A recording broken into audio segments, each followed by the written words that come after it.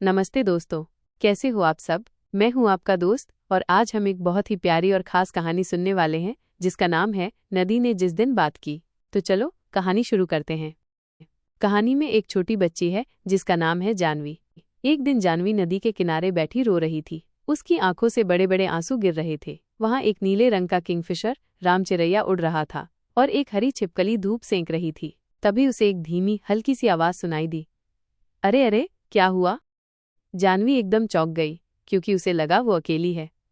छिपकली और किंगफिशर तो नहीं बोल सकते थे और तोते तो चिल्लाते हैं, पर यह आवाज़ तो बहुत धीमी थी। उसने चारों तरफ देखा, कोई नहीं था। वो थोड़ा डर गई और भागना चाहती थी।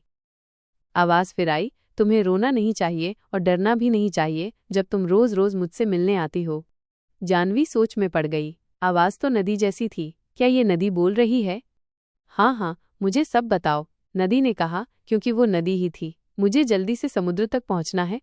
जानवी ने कहा, वो मुझे स्कूल जाने नहीं देते। उसने बताया, मैंने अपनी माँ से पूछा था, मैं भी एटान और मीना की तरह स्कूल क्यों नहीं जा सकती, और माँ ने कहा था, तुम अभी बहुत छोटी हो बेटा, शायद बाद में। पर जब वो 5 साल की हुई तो छोटा रामू पैदा हो गया और माँ फिर कहती थी, शायद अगले साल। जानवी, छोटे भाई का ध्यान रखना जब मैं खेतों पर जाऊं। अब वो लगभग 10 साल की थी और सबसे छोटे अप्पू का ध्यान रख रही थी। वो मुझे नहीं चाहते। वो सिसकते हुए रुक गई। मुझे स्कूल जाने से डर लगता है और अब मैं इतनी बड़ी हो गई हूँ, वो मुझे कभी जाने नहीं देंगे। पर मैं जाना चाहती हूँ। मैं एटन और मीना की तरह पढ़ना सीखना चाहती हूँ। जानवी अपने भाई को एटन बुलाती थी। एटन का मतलब बड़ा भाई होता है, पर उसका असली नाम गोपी था। मैं जानना चाहती हूँ कि पीले फूलों में मकड़ियाँ पीली क्यों होती हैं, बांस के पेड़ क्यों हिलते हैं, चाँद हमेशा पहाड़ों के पीछे से ही क्यों आता है, कभी दूसरी तरफ से क्यों नहीं, खेतों के पानी में छोटी मछलियाँ मेंढक क्यों बन जाती हैं, क्यों। रुको, नदी ने कहा, तुम तो मेरी सांस रोक दोगी। इतने सारे क्यों। मैं तुम्हें बता सकती हूँ कि चाँद कहाँ जाता है। नदी ने राज की बात बताई। वो समुद्र की तरफ जाता है। मैंने देखा है, वो हमेशा उसी रास्ते से जाता है, पहाड़ों के ऊपर से, और समुद्र की तरफ, मेरी तरह। छोटा रामू भी स्कूल जाता है, जानवी ने कहा। अफसोस, स्कूल समुद्र के पास नहीं है, नदी ने कहा। तब मैं तुम्हें अपने साथ ले जा सकती थी, पर मुझे लगता है मैं सच में नहीं ले जा सकती थी। तुम्हारे पैर गीले हो जाते और ये ठीक नहीं होता। मुझे डर है कि तुम एक ही काम कर सकती हो। क्या मैं कुछ कर सकती हूँ? जानवी ने पूछा। हाँ, ये तुम पर है, नदी ने कहा। मुझे लगता है छोटी लड़कियां भी उतना ही कर सकती हैं जितना छोटे लड़के, वो लड़कों जितनी ही तेजी से तैरती हैं। तुम बस एक सुबह चुपचाप निकल जाना और स्कूल में बैठ जाना और सुनना कि क्या चल रहा है, और शायद टीचर तुम्हें वहीं रहने देंगी। मैं नहीं कर सकती, जानवी हाँफते हुए बोली। मैं नहीं कर सकती, वो मुझे डरा देंगे, वो मुझे भगा देंगे। नदी हंसी। तुम डरी हुई? नदी ने कहा, जब तुम हरी छिपकली से नहीं डरती, या बांस के झुंड में सांप से नहीं डरती, या पुल के पास से गुजरती बड़ी ट्रेनों की आवाज़ से नहीं डरती। ट्रेनें बहुत शोर करती हैं। मुझे जहाज़ पसंद है, नदी ने कहा। जानवी को कभी पता नहीं था कि सांप बांस के झुंड में रहता है। जहाज़ क्या होते हैं? उसने पूछा। बड़ी नावें, नदी ने कहा, इतनी बड़ी कि वो सैकड़ों लोगों को ले जा सकती हैं, और वो समुद्र में रात भर रोशनी के साथ चलती हैं। जानवी ने अपनी सांस रोक ली। क्या वो यहाँ आएंगे? उसने पूछा। मुझे डर है नहीं, नदी ने कहा। बहुत बड़े होते हैं। चंदू का कटमरैन मेरे लिए काफ़ी है। चंदू तुम्हें कभी जहाज़ दिखाने ले जा सकता है।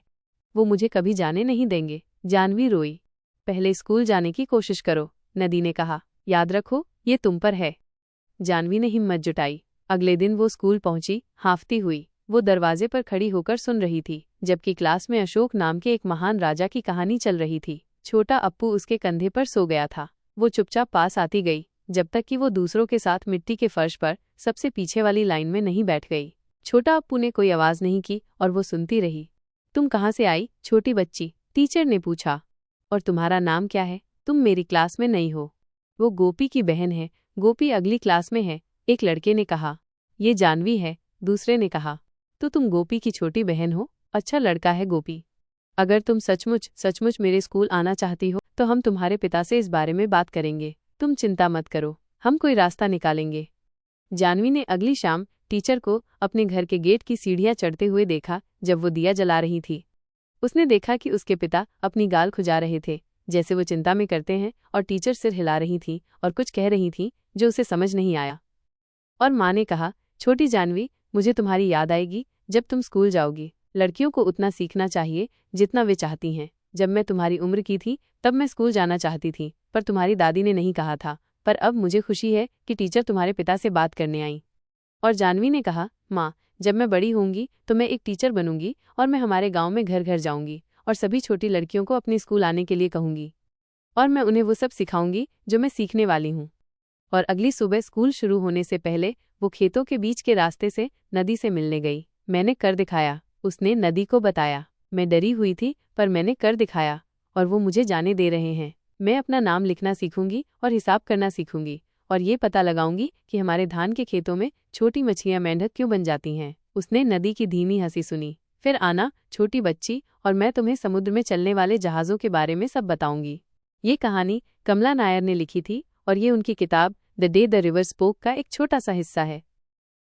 और बस यहीं पर हमारी the day the river spoke कहानी की ये मज़ेदार बातचीत खत्म होती है जो आपकी पूर्वी किताब की यूनिट 1 से थी। मुझे उम्मीद है कि मेरी बातों से आपको ये कहानी और अच्छे से समझ आई होगी और आप इसकी खूबसूरत सीख को समझ पाए होंगे कि हमें हिम्मत क्यों रखनी चाहिए, सपने देखने चाहिए और पढ़ना लिखना कितना ज़रूरी है। आपको इस कहानी का कौन सा हिस्सा सबसे अच्छा लगा, मुझे नीचे कमेंट्स में ज़रूर बताना। मुझे आपके कमेंट्स पढ़ने में बहुत मज़ा आएगा। इस वीडियो को लाइक करना, अपने दोस्तों के साथ शेयर करना और पूर्वी किताब से क्लास 7 के और भी मज़ेदार और आसान इंग्लिश लेसन सीखने के लिए चैनल को सब्सक्राइब करना मत भूलना। अगले वीडियो में हम इसी कहानी को आसान इंग्लिश में पढ़ेंगे, एक एक पैराग्राफ समझेंगे और इसके सारे सवालों जवाबों को मिलकर हल करेंगे, बिल्कुल स्टेप बाय स्टेप। तब तक के लिए अपना ध्यान रखना। Bye bye.